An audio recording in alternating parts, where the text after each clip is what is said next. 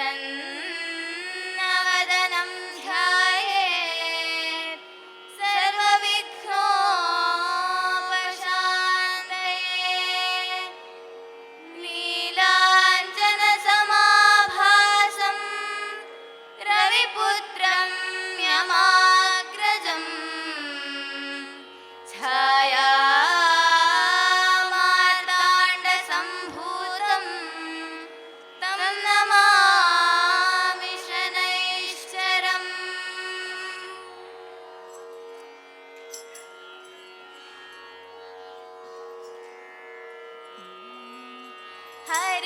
ಹರಿನಾರಾಯಣ ಹರಿನಾರಾಯಣ ಹರಿನಾರಾಯಣ ಎನು ಮನವೇ ಹರಿನಾರಾಯಣ ಹರಿನಾರಾಯಣ ಹರಿನಾರಾಯಣ ಎನು ಮನವೇ ನಾರಾಯಣನೆಂಬ ನಾಮದ ಬೀಜವ ನಾರಾಯಣನೆಂಬ ನಾಮದ ಬೀಜವ ನಾರದ ಬಿತ್ತಿದ ಧರೆಯೊಳಗೆ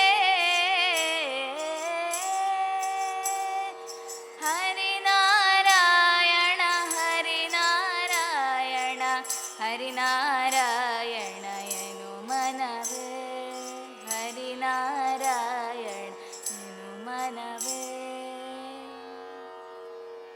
ಈ ಕಥಾ ಪ್ರಾರಂಭ ಕಾಲದಲ್ಲಿ ದೊಡ್ಡವರಾದವರು ನಿರೂಪಣೆಯನ್ನ ಮಾಡಿದರು. ಸಕಲ ಚರಾಚರಗಳಿಗೂ ಒಡೆಯನಾಗಿರ್ತಕ್ಕಂತಹ ಪರಮಾತ್ಮನೇ ಎಲ್ಲಕ್ಕೂ ಮೂಲಾಧಾರನು, ಮಿಥ್ಯನು, ಸತ್ಯನು, ಪರಂಜ್ಯೋತಿ ಸ್ವರೂಪನು, ಅಣುರೇಣು ತೃಣಕಾಷ್ಟ ಪಿಪೀಲಿಕಾದಿ ಬ್ರಹ್ಮ ಪರ್ಯಂತವೂ ಅವನೇ ವ್ಯಾಪಿಯಾಗಿದ್ದಾನೆ. ಮಾನವನಿಗೆ ಬರಬಹುದಾದ ಕಷ್ಟ ಸುಖಗಳ ವಿಚಾರವನ್ನು ಬಹುಜನಗಳು ತಮಗೆ ಗ್ರಹಚಾರ ಕಾಲ ಬಂದಿದೆ ಅಂತಾರೆ. ಆ ಗ್ರಹಗಳ ಚಾರವನ್ನು ವಿಚಾರ ಮಾಡುವಾಗ ದೊಡ್ಡವರು ಹೇಳ್ತಾರೆ, ಸಕಲ ಗ್ರಹ ಬಲ ನೀನೆ ಸರಸಿಜಾಕ್ಷ ನಿಖಿಲ ರಕ್ಷಕ ನೀನೆ ವಿಶ್ವವ್ಯಾಪಕನೇ ಸಕಲ ಗ್ರಹ ಬಲ ನೀನೆ ಸರಸಿಜಾಕ್ಷ. ಎಲ್ಲ ಗ್ರಹ ಬಲಗಳು ಅವನೇ ಆಗಿದ್ದಾನೆ. ಒಂದೊಂದು ಗ್ರಹಗಳನ್ನು ವಿಂಗಡಿಸಿ ಆಯಾ ಕರ್ಮಕ್ಕೆ ತಕ್ಕ ಫಲವನ್ನು ಕೊಡಲು ಆ ಕಾರಣಭೂತನಾಗಿ ನಿಂತಿದ್ದಾನೆ ಎಂದಾಗ ಶನಿ ಪ್ರಭಾವ ಎಂಬತಕ್ಕಂಥದ್ದರಲ್ಲಿ ಬಹುಜನಗಳಿಗೆ ಶನಿರಾಜನು ಭವಣೆಯನ್ನ ಕೊಡ್ತಾನೆ ಎಂಬ ಭಾವನೆ ಇದೆ ಅಲ್ವೇ? ಅವರ ಅಹಂಕಾರಕ್ಕೆ ಫಲವನ್ನು, ಅವರ ಗ್ರಹಚಾರಕ್ಕೆ ತಕ್ಕ ಫಲವನ್ನು ಕೊಡುವಂತಹ ಶನೇಶ್ಚರನಾಗಿದ್ದಾನೆ ಎಂದ ಮೇಲೆ ಇವತ್ತಿನ ಶನಿವಾರದ ಶುಭವಾಸರದಂದು ಶ್ರೀ ಶನಿ ಮಹಾತ್ಮೆಯನ್ನು ಅಥವಾ ರಾಜ ವಿಕ್ರಮ ಎಂಬತಕ್ಕಂತಹ ಕಥಾಭಾಗವನ್ನ ನಾವು ಹೇಳಿ ಆ ಪರಮಾತ್ಮನ ಕೃಪೆ ಕರುಣೆಗೆ ಪಾತ್ರರಾಗೋಣ. ಮೆರವ ಪುರದೊಳಗೆ ಪಿರಿಯವನೆನಿಸಿದ ಪರಮ ಪುರುಷ ಹರಿಚರಿತೆಯ ಪಾಡೆ ಮೆರವ ಪುರದೊಳಗೆ ಪಿರಿಯವನೆನಿಸಿದ ಪರಮ ಪುರುಷ ಹರಿಚರಿತೆಯ ಪಾಡೆ ಆಶ್ರಿತ ಜನ ಪರಿಪಾಲನೆನಿಸಿದ ಆಶ್ರಿತ ಜನ ಪರಿಪಾಲನೆನಿಸಿದ ಹರಿವೊಲಿಮೆ ಒಳಗಾಗಲು ರಾಮ ರಾಮ ಜಯ ರಾಮ ರಾಮ ರಾಮ ರಾಮ ಸೀತಾರಾಮ ರಾಮ ರಾಮ ಜಯ ರಾಮ ರಾಮ ರಾಮ ರಾಮ ಸೀತಾರಾಮ.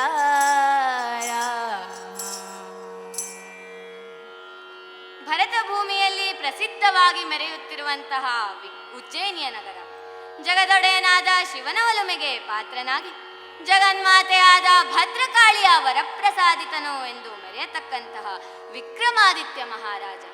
ಆತನನ್ನು ರಾಜ ವಿಕ್ರಮ ಎಂದು ಕರೆಯುವುದುಂಟು. ಆ ರಾಜನು ಭಟ್ಟಿ ಎನ್ನುವಂತಹ ಮಂತ್ರಿಯನ್ನೊಡಗೂಡಿ ರಾಜ್ಯಭಾರ ಮಾಡುತ್ತಿರುವಾಗ ಒಂದು ದಿನ ವಡ್ಡೋಲಗದಲ್ಲಿ ಕುಳಿತು ತನ್ನ ಮಂತ್ರಿಗಳನ್ನು ಕೇಳಿದನಂತೆ, ಅಯ್ಯ, ನಾಡಿನಲ್ಲಿ ಬಾಳುತ್ತಿರುವ ಜನರೆಲ್ಲ ಸುಖದಿಂದಿರುವರೆ? ಮಂತ್ರಿ ನಗತಾ ಹೇಳ್ತಾನೆ, ಸ್ವಾಮಿ, ಸ್ವಲ್ಪ ವ್ಯತ್ಯಾಸ. ಏನಪ್ಪ? ಬಡವರಾದರೂ ಅಲ್ಲ, ಬಡವರಾಗಿ ಹೋಗಿದ್ದಾರಲ್ಲ ಸ್ವಾಮಿ ಎಲ್ರು. ಬೇಡುವವರಿಲ್ಲದೆ ಬಡವರಾದರು, ಬೇಡುವರಿಲ್ಲದೆ ಬಡವರಾಗಿ ಹೋಗ್ಬಿಟ್ಟಿದ್ದಾರೆ ಸ್ವಾಮಿ. ಅಂದ್ರೆ ರಾಜ ವಿಕ್ರಮನ ಆಸ್ಥಾನದಲ್ಲಿ ರಾಜ್ಯದಲ್ಲಿ ಎಲ್ಲವೂ ಸುಭಿಕ್ಷವಾಗಿತ್ತು. ಆಗ ರಾಜ ವಿಕ್ರಮ ಕೇಳ್ತಾನೆ, ನನಗೊಂದು ಸಂಶಯ ಕಣ್ರಯ್ಯ. ಏನು ಸ್ವಾಮಿ? ನಾಡಿನ ಜನಗಳೆಲ್ಲ ಇಷ್ಟೊಂದು ಸುಖವಾಗಿ ಸುಭಿಕ್ಷೆಯಿಂದ ಕೂಡಿರ್ಬೇಕಾದ್ರೆ ಈ ಸೌಖ್ಯಕ್ಕೂ ಸೌಭಾಗ್ಯಕ್ಕೂ ಏನು ಕಾರಣ, ಯಾರು ಕಾರಣ ಎಂಬ ಪ್ರಶ್ನೆ ಮೂಡ್ತದೆ. ಆಗ ಮಂತ್ರಿ ಹೇಳ್ತಾನೆ, ಮಹಾರಾಜ್ರೆ, ಇದಕ್ಕೆಲ್ಲ ಜಗತ್ತನ್ನು ಕಾಪಾಡುವ ಆ ಪರಮಾತ್ಮನೇ ಕಾರಣ. ಆದ್ರೂ ಒಂದು ಬಾರಿ ಪಂಡಿತರನ್ನ ಕೇಳಿ ನೋಡೋಣ.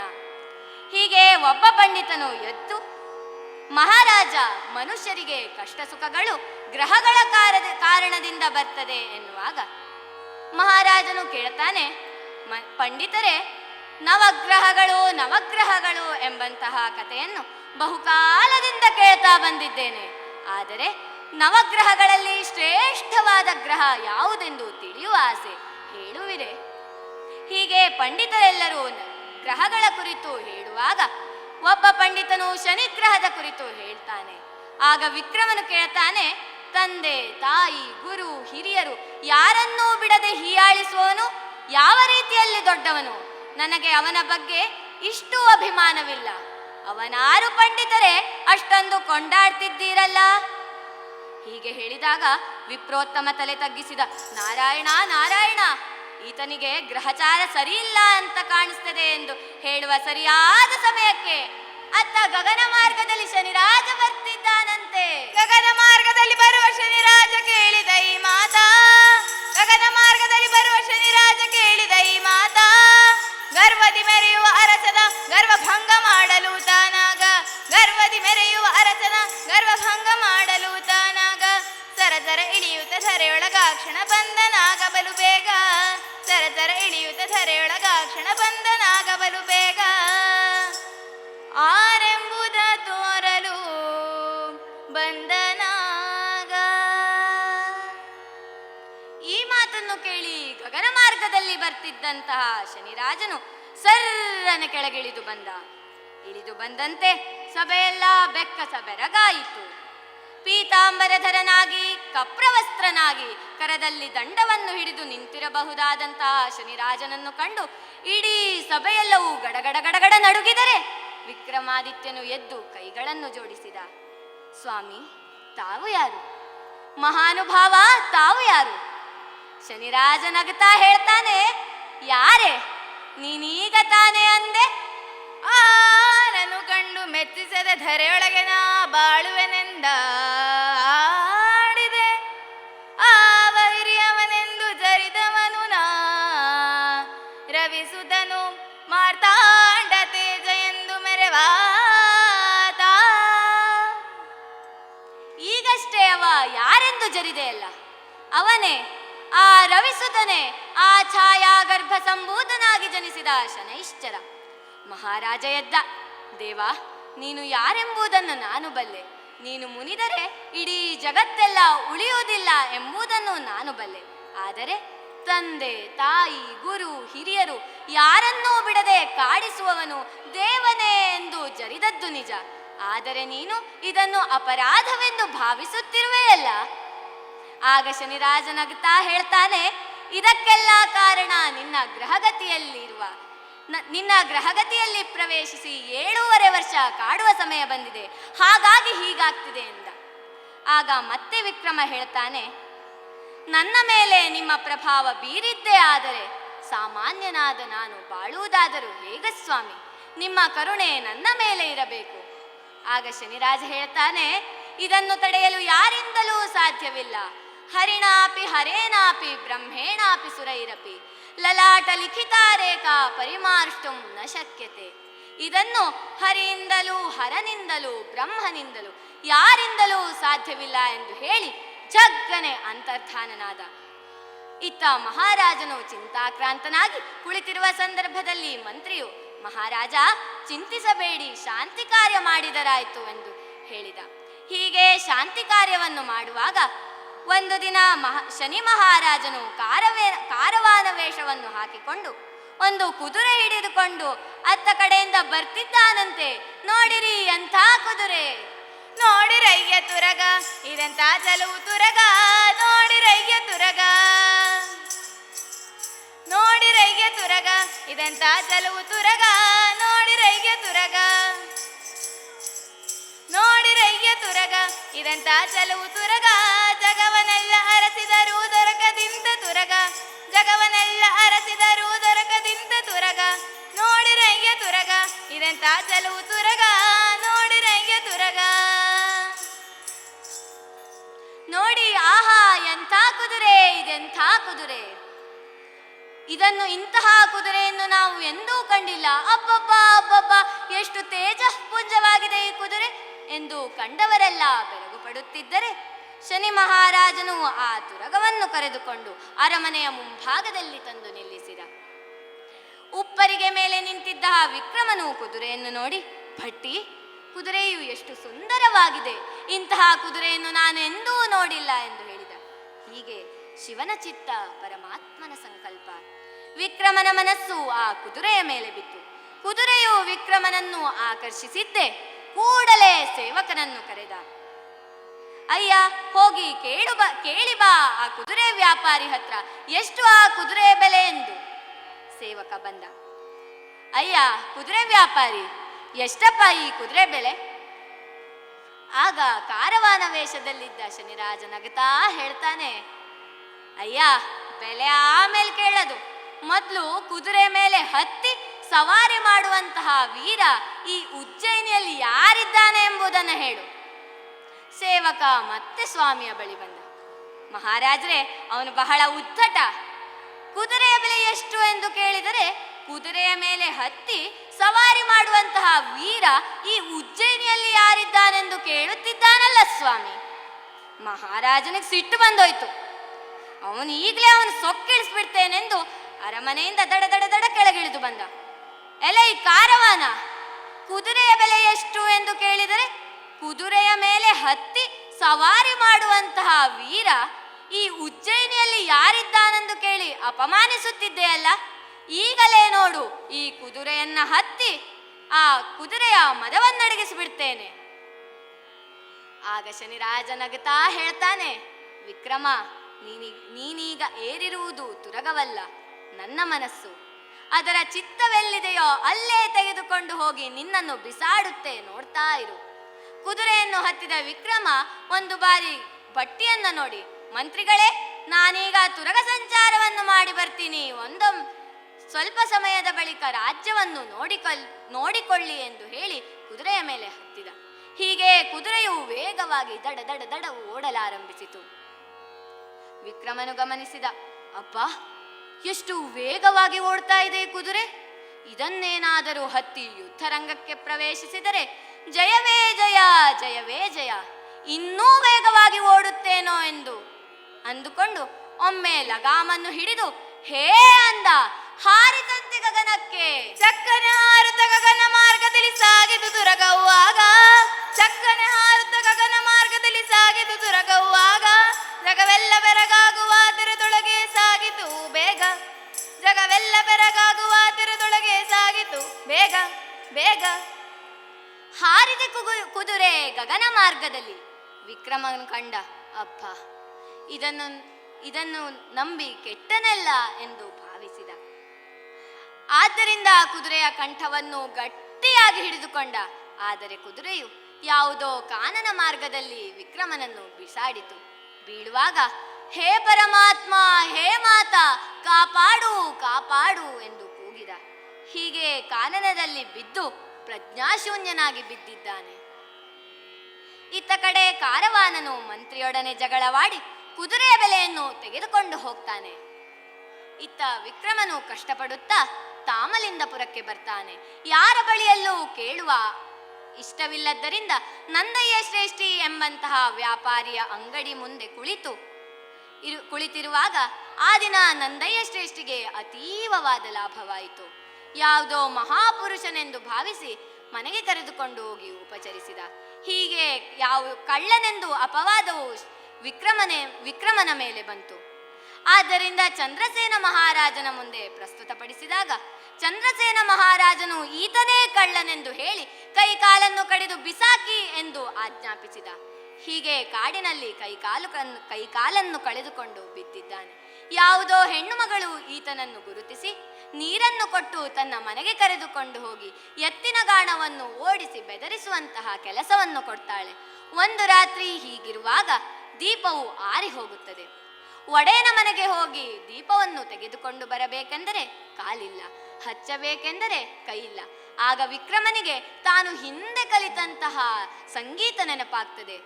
ಆಗ ವಿಕ್ರಮನು ದೀಪಕ ರಾಗವನ್ನು ಹಾಡ್ತಾನೆ. ಜ್ಯೋತಿಯ ಬೆಳಗಿಸು ಜ್ಯೋತಿ ಸ್ವರೂಪ, ಮನದಲ್ಲಿ ತುಂಬಿದೆ ತಾಮಸ ಗೋಪ, ಅಂಧಕಾರವನು ತೊಲಗಿಸು ದೇವ, ಕತ್ತಲೆಗಿಂದ ಬಿಡಿಸನ್ನ ಜೀಯ, ನಿನ್ನನ್ನೇ ನಂಬಿದೆ ಕರುಣಾಂತ ಭೂಪ, ಬೇಗನೆ ಕಳೆಲ್ಲ ಈ ಅಂಧಕೂಪ, ಬೇಗನೆ ಕಳೆಲ್ಲ ಈ ಅಂಧಕೂಪ, ಮೂರ್ಧಗಕ್ಕೆ ಬೆಳಕಾಗುವ ಮೂರ್ತ ಸ್ವರೂಪ, ಬೇಗನೆ ಕಳೆಲ್ಲ ಈ ಅಂಧಕೂಪ, ಬೇಗನೆ ಕಳೆಲ್ಲ ಈ ಅಂಧಕೂಪ. ಓಂ ಹರಶಂಕರ ಗಿರಿಜಾವರ, ಕರವನು ಮುಗಿಯುತ್ತ ರಾಗ ಪಾಡಲು ಮನ ಮಾಡಿದನು ಅರಸ, ದೀಪಕ ರಾಗವ ಪಾಡುತ್ತ ದೀಪವ ಬೆಳಗಿಸಲು ಮನ ಮಾಡಿದ. ಓಂ ನಮಃ ಶಿವಾಯ, ಹರ ಓಂ ನಮಃ ಶಿವಾಯ, ಓಂ ನಮಃ ಶಿವಾಯ. ಓಂ ನಮಃ ಶಿವಾಯ, ಓಂ ನಮಃ ಶಿವಾಯ ಎಂದು ರಾಜ ಹಾಡುತ್ತಿರೆ ದೀಪವೆಲ್ಲವೂ ಉರಿಯಲಾರಂಭಿಸಿದೆ. ಅಷ್ಟು ಮಾತ್ರವಲ್ಲದೆ ಚಂದ್ರಸೇನ ಮಹಾರಾಜನ ಮಗಳಾದ ಚಂದ್ರಸೇನೆ ಎಂಬಾಕೆ ತನ್ನ ದೇವಿಯ ಮಂದಿರದಿ ಸಹಸ್ರಾರು ದೀಪಗಳನ್ನು ಹಚ್ಚಿ ಕಾಯುತ್ತಿದ್ದಳಂತೆ. ಯಾವಾತನು ತನ್ನ ಅನುರಾಗದಿಂದ ಈ ಜ್ಯೋತಿಯನ್ನು ಬೆಳಗಿಸುತ್ತಾನೋ ಅವನನ್ನೇ ತಾನು ವಿವಾಹವಾಗುತ್ತೇನೆ ಎಂದು ತೀರ್ಮಾನ ಮಾಡಿ ಕೂತಿದ್ದಳಂತೆ. ಆಗ ಜ್ಯೋತಿಗಳೆಲ್ಲವೂ ಧಗ ಧಗ ಧಗ ಉರಿಯಲಾರಂಭಿಸಿದವು. ರಾಜಕುಮಾರಿ ಸೇವಕನನ್ನು ಕಳುಹಿಸಿದಳು, ಯಾರು ಎಂದು ನೋಡಿ ಬನ್ನಿ. ಸೇವಕ ಬರ್ತಾನೆ. ಅಮ್ಮ, ಆ ದಿನ ಕೈಕಾಲನ್ನು ಕಡಿದು ಕಾಡಿಗೆ ಬಿಸಾಕಿದ್ದೀವಲ್ಲ ಅವನೇ. ಈಕೆಯು ತನ್ನ ತಂದೆಯ ಬಳಿ ಬಂದು, ಅಪ್ಪ, ನಾನು ಅವರನ್ನೇ ವಿವಾಹವಾಗುತ್ತೇನೆ ಎಂದು ಹೇಳುತ್ತಾಳೆ. ಅವರೇ ನನ್ನ ಪತಿ. ಮಹಾರಾಜ ಹೇಳಿದ, ಅಮ್ಮ, ಕಳ್ಳರನ್ನೆಲ್ಲ ಗಂಡ ಎಂದು ಭಾವಿಸಿದರೆ ನಾನು ಮಹಾರಾಜನಾಗಿ ಹುಟ್ಟಿದ್ದು ವ್ಯರ್ಥವಾಗುವುದಿಲ್ವೇ? ಇಲ್ಲ ಇಲ್ಲ ಇಲ್ಲ, ನನಗೆ ನಂಬಿಕೆ ಬರ್ತಾ ಇಲ್ಲ. ಇಲ್ಲಪ್ಪ, ಅದು ದೇವಿ ಪ್ರಸಾದ. ಹಾಗಾದ್ರೆ ನಾಳೆ ಪರೀಕ್ಷೆ ಮಾಡಿ ನೋಡೋಣ, ಸ್ವಯಂವರವನ್ನು ಏರ್ಪಾಡಿಸೋಣ. ಪಟ್ಟದ ಆನೆಗೆ ಪುಷ್ಪಮಾಲೆಯನ್ನು ಕೊಟ್ಟು ಅದು ಯಾರ ಕೊರಳಿಗೆ ಮಾಲೆಯನ್ನು ಹಾಕುತ್ತದೆಯೋ ಅವರೇ ನಿನ್ನ ಪತಿ. ಆ ದೇವಿ ಸಂಕಲ್ಪವಿದ್ದರೆ ಆ ಕಳ್ಳನು ಅರಮನೆಗೆ ಬರಲಿ. ಹೀಗೆ ಇಡೀ ರಾಜ್ಯಕ್ಕೆ ಡಂಗೂರ ಸಾರಲಾಯಿತು. ಎಲ್ಲ ರಾಜ್ಯದ ರಾಜರು ಬಂದರು. ಬಾಳವ, ಸಿಂಧು, ಕುಲಕ, ಸೌರಾಷ್ಟ್ರ, ಗುಬ್ಜರ, ಬರ್ಬರ, ವಿವಿಧ ದೇಶಗಳ ದೊರೆಯೆಲ್ಲರೂ ಬರತೊಡಗಿದರು. ಚಪ್ಪನ್ನಾರು ದೇಶದ ರಾಜರು 8 ಮದುವೆ ಆದವರು, 9 ಮದುವೆ ಆದವರು, 12 ಮದುವೆ ಆದವರು, ಹೀಗೆ ದಡ ದಡ ದಡನೆ ಬರತೊಡಗಿದರು. ರಾಜಕುಮಾರಿಯು ಆನೆಯ ಬಳಿ ಬಂದು, ಅಮ್ಮ ಗಜಲಕ್ಷ್ಮಿ, ಯಾರು ನನ್ನ ಪತಿಯಾಗಬೇಕೆಂದು ಆ ದೇವಿ ಸಂಕಲ್ಪವಿದೆಯೋ ಅವರ ಕೊರಳಿಗೆ ಈ ಮಾಲೆಯನ್ನು ಹಾಕಮ್ಮ ಎಂದು ಬೇಡಿಕೊಂಡಳು. ಹೀಗೆ ಆನೆಯು ಇಡೀ ಸಭೆಯನ್ನು ಪ್ರದಕ್ಷಿಣೆ ಮಾಡಿ ನಂತರ ಹಾರವನ್ನು ಆಕಾಶಕ್ಕೆಸೆದು ಬಿಡ್ತಂತೆ. ಹಾರ ಬರ್ತಿದೆ, ತೇಲುತ್ತ ಬರುತ್ತಲಿದೆ ಹಾರ, ತೇಲುತ್ತ ಬರುತ್ತಲಿದೆ, ತೇಲುತ್ತ ಬರುತ್ತಲಿದೆ ಹಾರ, ತೇಲುತ್ತ ಬರುತ್ತಲಿದೆ. ಹರಿದ ಒಲಿಮೆಯನ್ನು ಪಡೆದ ನರನ ಕರುಳೊಳಗೆ ಬೀಳಲು ತಾನಾಗಲೇ ತೇಲುತ್ತ ಬರುತ್ತಲಿದೆ ಹಾರ, ತೇಲುತ್ತ ಬರುತ್ತಲಿದೆ, ತೇಲುತ್ತ ಬರುತ್ತಲಿದೆ ಹಾರ, ತೇಲುತ್ತ ಬರುತ್ತಲಿದೆ. ಅದು ಅದು ಅದು ಹಾರ ಬರ್ತಿದೆ, ಹಾರ ಬರ್ತಿದೆ. ಬಂದು ಬಂದು ಬಂದು ಬಂದು ನೇರವಾಗಿ ವಿಕ್ರಮನ ಕೊರಳಿಗೆ ಡಮ್ಮನೆ ಬಿತ್ತು. ಈಕೆ ಹೇಳಿದಳು, ಅಪ್ಪ ನೋಡಿ, ಈತನೇ ನನ್ನ ಪತಿ, ಆ ದೇವಿ ಕರುಣಿಸಿರುವ ವರ. ಈತನೇ ನನ್ನ ಪತಿ. ಆಗ ತಂದೆ ಹೇಳ್ತಾನೆ, ಈ ಕೈಕಾಲಿಲ್ಲದ ಹೆಳವ ನಿನ್ನ ಪತಿಯೇ? ಅಪ್ಪ, ನೀವು ಸ್ವೀಕರಿಸಿದರೆಷ್ಟು ಬಿಟ್ಟರೆಷ್ಟು, ಆ ದೇವಿ ವರ ಇವರೇ ನನ್ನ ಪತಿ, ಯಾರಾದರೇನು? ಕುಂಟನಾಗಲಿ ಕುರುಡನಾಗಲಿ ಧನಪತಿಯಾಗಿರಲಿ ದರಿದ್ರದವನಾಗಿರಲಿ ಅವನೇ ಎನ್ನ ಪತಿರಾಯ. ಮದುವೆಯಾದ ಮೇಲೆ ತಂದೆಯ ಮನೆಯಲ್ಲಿ ಇದ್ದರೇನು ಅವಶ್ಯಕತೆ ಇಲ್ಲ ಎಂದು ಉಪಾಯಾಂತರದಿಂದ ಗುಡಿಸಲೊಂದರ ಕಟ್ಟಿ ಫಲಾಶುಪತ್ರದಲ್ಲಿ ವಿಕ್ರಮನನ್ನು ಮಲಗಿಸಿ ಗಾಳಿಯನ್ನು ಬೀಸುತ್ತಿದ್ದಾಳೆ. ಆಗ ವಿಕ್ರಮ ಕೇಳ್ತಾನೆ, ಅಮ್ಮ ರಾಜಕುಮಾರಿ, ಈ ಕೈಕಾಲಿಲ್ಲದ ಹೆಳವನನ್ನು ಗಂಡನೆಂದು ಭಾವಿಸಿದೆಯಾ? ರಾಜಾದಿರಾಜರನ್ನು ಮದುವೆಯಾಗುವುದು ಬಿಟ್ಟು ನನ್ನಂತಹ ಈ ಕೈಕಾಲಿಲ್ಲದವನನ್ನು ಮದುವೆಯಾದೆಯಾ? ಆಗ ಆಕೆ ಹೇಳ್ತಾಳೆ, ಸ್ವಾಮಿ, ನೀವು ಹೀಗೆಲ್ಲ ಮಾತಾಡಬಾರ್ದು. ನೀವು ಯಾರಾದ್ರೇನು, ನೀವೇ ನನ್ನ ಪತಿರಾಯರು, ನೀವೇ ನನಗೆ ಸರ್ವಸ್ವ. ರಾಜರಲ್ಲಿ ಹಿರಿಯಲಾದಂತಹ ವಿಕ್ರಮಾದಿತ್ಯ ಎಂದು ಭಾವಿಸಿ ನಾನು ನಿಮ್ಮ ಸೇವೆಯನ್ನು ಮಾಡುತ್ತಿದ್ದೇನೆ. ಪತಿರಾಯ, ತಾವು ಈ ರೀತಿ ಮಾತಾಡಬಾರ್ದು. ವಿಕ್ರಮಾದಿತ್ಯ ಎಂಬ ಶಬ್ದವನ್ನು ಕೇಳಿ ವಿಕ್ರಮ ಹಾಗೇ ನಿಂತು ನೋಡ್ತಾನೆ. ಅಯ್ಯ ಶನಿ, ಏನಪ್ಪ ನಿನ್ನ ಪ್ರಭಾವ? ನಾರಾಯಣ ನಾರಾಯಣ ಅಂತ ಹೇಳ್ತಾ ಮತ್ತೆ ಮಲ್ಕೋತಾನೆ. ಹೀಗೆ ಈಕೆ ಯೋಚಿಸ್ತಾಳೆ, ಏನಪ್ಪ ವಿಕ್ರಮಾದಿತ್ಯ ಎನ್ನುವ ಹೆಸರನ್ನು ಕೇಳಿ ಹೀಗಾದರಲ್ಲ ನನ್ನ ಪತಿ? ಯಾರಪ್ಪ ಈ ಶನಿರಾಜ? ಆತನನ್ನು ನಾನು ಪ್ರಾರ್ಥಿಸಲೇಬೇಕು. ಯಾರಾದರೇನು ಪ್ರತ್ಯಕ್ಷನಾಗು ಸ್ವಾಮಿ. ಕೈಗಳನ್ನು ಜೋಡಿಸಿ ಪ್ರಾರ್ಥಿಸುತ್ತಿದ್ದಾಳೆ. ಅಯ್ಯ ಶನಿರಾಜ, ಯಾರಾದರೇನು ದಯಮಾಡಿ ನನ್ನ ಪ್ರಾರ್ಥನೆಗೆ ಒಲಿದು ಇವರು ಯಾರೆಂಬುದನ್ನು ತಿಳಿಸು ಎಂದು ಪ್ರಾರ್ಥಿಸಿದಳಂತೆ. ಶ್ರೀ ಶನೇಶ್ಚರಾಯ ನೀಲಾಭ್ರವರ್ಣಂ ದಿನಮೇಕಲಾಯ ಸುತ್ವರಹಸ್ಯಂ ಪ್ರಣತೋಸ್ಮಿ ನಿತ್ಯಂ ಫಲಪ್ರದೋ ಮೇ ಭವ ಸೂರ್ಯಪುತ್ರ. ಅಯ್ಯ ಕಾಪಾಡು, ಪ್ರತ್ಯಕ್ಷನಾಗು ಎಂದು ಹೇಳಿದಾಗ ಆ ಭಕ್ತವತ್ಸಲನಾಗಿರ್ತಕ್ಕಂಥ ಶನಿರಾಜನು ಪ್ರತ್ಯಕ್ಷನಾಗ್ತಾನೆ. ಕರದಲ್ಲಿ ದಂಡವ ಪಿಡಿದ ಕ್ಷಣದಲ್ಲಿ ಪ್ರತ್ಯಕ್ಷವಾದನು ಶನಿರಾಜ. ನಗು ನಗುತ್ತಲಿ ನೆಲದಿಂದ ಆಕೆಗೆ ವರವ ನೀಡಲು ಅತಿ ಬೇಗ ಬೆದರದಿರುತ್ತಾಯೇ ಇದು ಬಂದೇನೆಂದು ತಾ ತೋರುತ್ತಾ ನಿಜ ರೂಪದಿನಿಂದ ಶನಿರಾಯ, ನಿಜ ರೂಪದಿನಿಂದ ಶನಿರಾಯ, ನಿಜ ರೂಪದಿನಿಂದ ಶನಿರಾಯ. ಶನಿರಾಜ ಪ್ರತ್ಯಕ್ಷನಾಗಿ ಹೇಳುತ್ತಿದ್ದಾನೆ, ಅಮ್ಮ ಇದೋ ಬಂದಿದ್ದೇನೆ, ನಾನೇ ಶನಿರಾಜ. ಈತ ನನ್ನ ಪ್ರಭಾವಕ್ಕೆ ಒಳಗಾದವನು. ಈತನೇ ಉಜ್ಜಯಿನಿಯ ನಗರಾಧಿಪನಾಗಿರ್ತಕ್ಕಂಥ ವಿಕ್ರಮಾದಿತ್ಯ. ನೀನು ಅಪೇಕ್ಷೆ ಪಟ್ಟಾಗ ಈತನ ಕೈಕಾಲುಗಳೆಲ್ಲ ಬರಲಿ, ನಾನು ದಯಪಾಲಿಸುತ್ತೇನೆ ಎಂದು ಹೇಳಿ ಮಾಯವಾಗ್ತಾನೆ. ಹೀಗೆ ಮಾರನೇ ದಿನ ಆಕೆಯು ತನ್ನ ಗಂಡನನ್ನು ಕರೆದುಕೊಂಡು ಅರಮನೆಗೆ ಬರ್ತಾಳೆ. ಬಂದು ತನ್ನ ತಂದೆಗೆ ಹೇಳ್ತಾಳೆ, ಅಪ್ಪ, ನಮ್ಮ ಯಜಮಾನರು ಯಾರು ಅಂತ ಗೊತ್ತಾ? ಯಾರನ್ನು ಕಂಡು ನಿಮ್ಮ ತಲೆಯೂ ಬಗ್ಗುತ್ತಿತ್ತೋ ಅವರೇ ಉಜ್ಜಯಿನಿಯ ನಗರಾಧಿಪನಾಗಿರುವಂತಹ ವಿಕ್ರಮಾದಿತ್ಯ ಮಹಾರಾಜ ಅಪ್ಪ. ಆಗ ತಂದೆ ಹೇಳ್ತಾನೆ, ಏನಮ್ಮ ಆ ಕಳ್ಳ ಹೇಳ್ಕೊಟ್ನ ನಾನು ವಿಕ್ರಮಾದಿತ್ಯ ಅಂತ ಹೇಳಿ? ಇಲ್ಲ ಕಣಪ್ಪ, ನೋಡು ಈಗ ಎಂದು ಹೇಳಿ ಕರಗಳನ್ನು ಜೋಡಿಸಿ ಪ್ರಾರ್ಥಿಸಿದಳಂತೆ. ಆಗ ವಿಕ್ರಮಾದಿತ್ಯನಿಗೆ ಕೈಕಾಲುಗಳು ದಿವ್ಯವಾದ ವಸ್ತ್ರಾಭರಣಗಳು ಪ್ರಾಪ್ತವಾದವು. ಹೀಗೆ ಪ್ರಾರ್ಥಿಸಿದಳು, ದಯಪಾಲಿಸು ದಯಪಾಲಿಸು ಎಂದು. ಗಡಗಡ ನಡುಗಿತು ಪೃಥ್ವಿಯು ಕ್ಷಣದಿ ಅಂಬರದಿ ಶನಿರಾಜ ಕರತೋರೆ. ಅಂಬರದಿ ಶನಿರಾಜ ಕರತೋರೆ.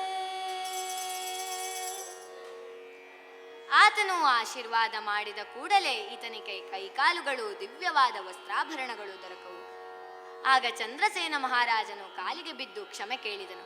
ಹೀಗೆ ನಂದಯ್ಯ ಶ್ರೇಷ್ಠಿಯ ಮನೆಗೂ ಹೋಗಿ ಆತನೂ ಕ್ಷಮೆ ಕೇಳಿದನು. ಚಂದ್ರಸೇನನ ಮಗಳಾದ ಚಂದ್ರಸೇನೆಯನ್ನು, ನಂದಯ್ಯ ಶ್ರೇಷ್ಠಿಯ ಮಗಳಾದ ಆಲೋಲಿಕೆಯನ್ನು ವಿಕ್ರಮಾದಿತ್ಯನಿಗೆ ಕೊಟ್ಟು ಮದುವೆಯನ್ನು ಮಾಡಿದರು. ಹೀಗೆ ಎರಡು ಪತ್ನಿಯರ ಸಮೇತ ಉಜ್ಜಯಿನಿಗೆ ಬರುವ ಸಂದರ್ಭದಲ್ಲಿ ಶನಿ ದೇವಾಲಯವನ್ನು ಕಟ್ಟಿಸಿ ಶನಿರಾಜನನ್ನು ಪ್ರಾರ್ಥಿಸಿದನಂತೆ. ಆಗ ಶನಿರಾಜ ಒಲಿದು, ನಿನಗೇನು ವರಬೇಕೋ ಕೇಳು ಎಂದು ಕೇಳಿದಾಗ ವಿಕ್ರಮನು ಕರಜೋಡಿಸಿ ಕೇಳ್ತಾನೆ, ಲೋಕದಲ್ಲಿ ನಿನ್ನ ಪ್ರಭಾವಕ್ಕೆ ಒಳಗಾದವರು ಬಹು ವಿಧವಾದ ಕಷ್ಟಗಳನ್ನು ಅನುಭವಿಸಂತಹ ಕಾಲ ಬರಬಹುದು, ಅವರಿಗೆ ನಿನ್ನ ಕರುಣೆ ಇರಲಿ. ಆಗ ಶನಿರಾಜ ನಗತಾ ಹೇಳ್ತಾನೆ, ಅಯ್ಯ, ನಾನು ಈಗಾಗಲೇ ಗುರುವೆಂಬ ಬೃಹಸ್ಪತಿಯನ್ನು, ಹರ ಬ್ರಹ್ಮಾದಿಗಳನ್ನು, ಅವರನ್ನು ಕಾಡಿದ ಕಥೆಗಳನ್ನು ಹೇಳುತ್ತೇನೆ ಎಂಬುದಾಗಿ ತನ್ನ ಅನಂತ ಕಥೆಗಳೆಲ್ಲವನ್ನೂ ಹೇಳಿ, ಇನ್ನು ಮುಂದೆ ಯಾರು ನಿಷ್ಠೆಯಿಂದ ಭಕ್ತಿಯಿಂದ ಆರಾಧಿಸಿ ನಿನ್ನ ಕಥೆಗಳನ್ನು ಕೇಳಿ ಶನಿವಾರದ ದಿನಗಳಲ್ಲಿ ಪೂಜಾದಿ ವಿಶೇಷ ಕೈಂಕರ್ಯಗಳನ್ನು ಮಾಡಿ ಕ್ಷಮಾಪಣೆಯನ್ನು ಕೇಳುತ್ತಾರೋ ಅವರಿಗೆ ನನ್ನೆಲ್ಲ ವಿಧವಾದ ಕರುಣೆಯೂ ಆಶೀರ್ವಾದವೂ ಇದೆ. ಪ್ರಾಪ್ತವಾಗುವ ಎಲ್ಲ ಕಷ್ಟಗಳನ್ನು ಸುಲಭವಾಗಿ ಪರಿಹಾರ ಮಾಡ್ತೇನೆ ಎಂಬುದಾಗಿ ಶನಿರಾಜನು ಆಶೀರ್ವಾದ ಮಾಡಿದ್ದಾನೆ. ವಿಕ್ರಮನು ಅನೇಕ ವಿಧದಿಂದ ಪ್ರಾರ್ಥನೆಯನ್ನು ಮಾಡಿದ ಎಂಬತಕ್ಕಂತಹ ಈ ಕಥಾಭಾಗಕ್ಕೆ ಶನಿ ಮಹಾತ್ಮೆಗೆ ನಾವು ಆತನನ್ನು ಕುರಿತು ಮಂಗಳವನ್ನು ಪಾಡುವುದಲ್ಲದೆ ಇನ್ನು ಪ್ರಾಪ್ತವಾಗುವ ದುರಿತ ದೋಷಗಳನ್ನು ಹೋಗಲಾಡಿಸುವುದು ಎಂದು ಬೇಡುತ್ತಾ ಈ ಶನಿ ಮಹಾತ್ಮೆಗೆ ಮಂಗಳವನ್ನ ಪಾಡೋಣ. ಹರುಷದಿಂದಲಿ ಪರಮ ಪುರುಷನ ಪರಮಹೇಶನ ಕರುಣ ಪ್ರೀತನ ಗಣದಿವಾಕರ ಛಾಯಾ ಸುತನ ಪಾಡಿ ಭಜಿಸಿರಿ ಮಂಗಲಂ. ಹಲವು ವಿಧದಲ್ಲಿ ಬೇಡಿದವರಿಗೆ ವರಗಳನ್ನು ತಾ ನೀಡುತ್ತಿರುವ ನಿತ್ಯದಲ್ಲಿ ಸತ್ಯದಲ್ಲಿ ತಾನೇ ತಾನಾಗಿ ಮೆರೆದಿರುವ ಮಂಗಲಂ ಶನಿರಾಜಗೆ ಮಂಗಲಂ ಭವ್ಯತೆ ಜಗೆ.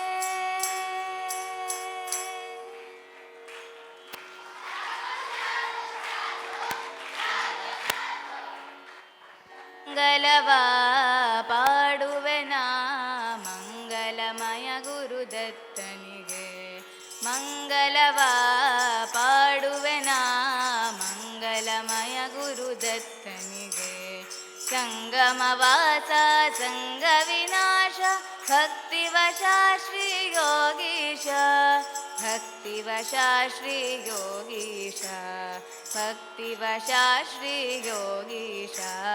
ಮಂಗಲವ ಪಾಡುವೆನ ಮಂಗಲಮಯ ಗುರುದತ್ತನಿಗೆ.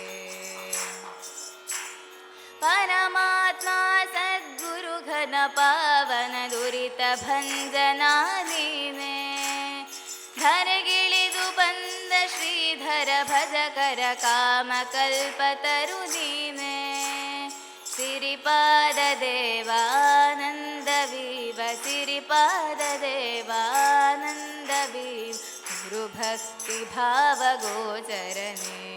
ಗುರುಭಕ್ತಿ ಭಾವ ಗೋಚರನೆ ಮಂಗಲವ ಪಾಡುವೆನ ಮಂಗಲಮಯ ಗುರುದತ್ತನಿಗೆ. ಮಂಗಲವ ಪಾಡುವೆನ ಮಂಗಲಮಯ ಗುರುದತ್ತನಿಗೆ. ಸಂಗಮವಾಸ ಸಂಗ ವಿನಾಶ ಭಕ್ತಿವಶ ಶ್ರೀ ಯೋಗೀಶ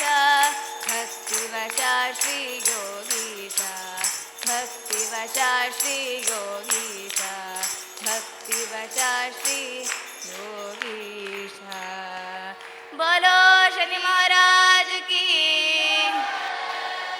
बोलो श्री सीतारामचंद्र की. ಆ ಶನಿರಾಜನು ಎಲ್ಲರಿಗೂ ತನ್ನ ದಯವನ್ನು ಇಡ್ಲಿ ಅಂತ ಹೇಳ್ತಾ ಧನ್ಯವಾದಗಳು.